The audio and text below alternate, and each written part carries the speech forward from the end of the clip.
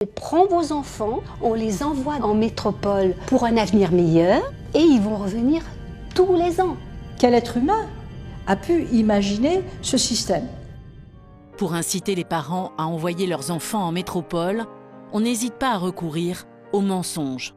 Ils allaient voir les parents qui bien souvent étaient illettrés, promettaient aux parents on prend vos enfants, on les envoie en métropole pour un avenir meilleur, ils vont être professeurs, instituteurs, enfin bref, avocats, et ils vont revenir tous les ans.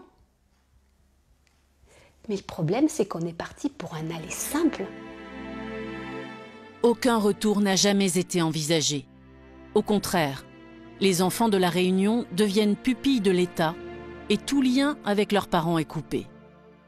Pour ces petits exilés malgré eux, le déracinement est total.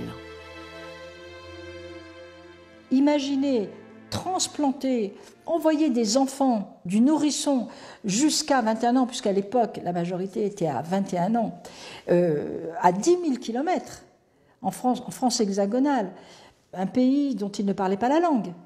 Ils arrivaient, ils parlaient le créole, un pays dont ils ne connaissaient pas la culture, dont ils ne connaissent pas le climat, et surtout sans savoir que c'était un départ sans retour. Je ne sais pas quel être humain a pu imaginer ce système. Inel Annette a lui aussi été victime de ce déracinement forcé. Son arrivée dans un foyer religieux de métropole avec ses sœurs reste pour lui un traumatisme toujours aussi douloureux. Nous sommes arrivés dans un foyer pour jeunes filles. J'étais toujours avec mes sœurs. On a retrouvé mes deux autres sœurs, donc aînées. Donc là, c'était la joie de les retrouver. Et puis tout d'un coup,